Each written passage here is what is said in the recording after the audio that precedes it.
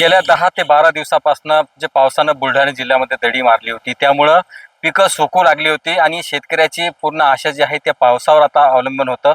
कारण की दुवार पेरणी आणि त्यानंतर जे उगमक्षमता कमी असलेल्या बियाणामुळं अनेक शेतकरी अडचणीत आली होती. तिवार पेरणी करायचं काम पडलं होतं. पण गेल्या 2 दिवसापासून बुलढाणा जिल्ह्यामध्ये दमदार पावसाचं आगमन झाल्यानं आता कुठंतरी या पिकाला नवसंजीवनी मिळाल्याचं पाहायला मिळतं. आपण माझ्या मागे पाहू शकता की पाऊस पडल्यामुळे गेल्या सतत 3 दिवसापासून हा पाऊस पडतोय आणि हा पडलेल्या पावसामुळे एक प्रकारे या पिकांना नवसंजीवनी मिळालेली आहे आणि आता पिके जी आहेत ते शेतामध्ये डोलताना आपल्याला दिसत आहे. शेती कामांना आता वेग आलेला आहे.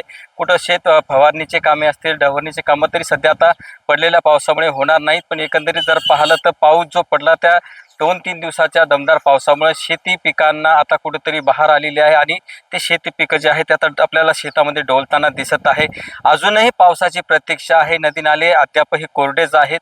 पण एवढं का होईना या 2 दिवसामध्ये या सध्या तरी या पिकांना नवसंजीवनी मिळालेली आहे. एकंदरीत जे सुकलेलं पीक आपण सुरुवातीला दाखवलं होतं की 10-12 दिवसाच्या पावसाने जे दडी मारली होती आणि दडी मारल्यामुळे एकंदरीत जे पीक होतं ते सुकलेल्या अवस्थेत आपल्याला पाहायला मिळालं होतं.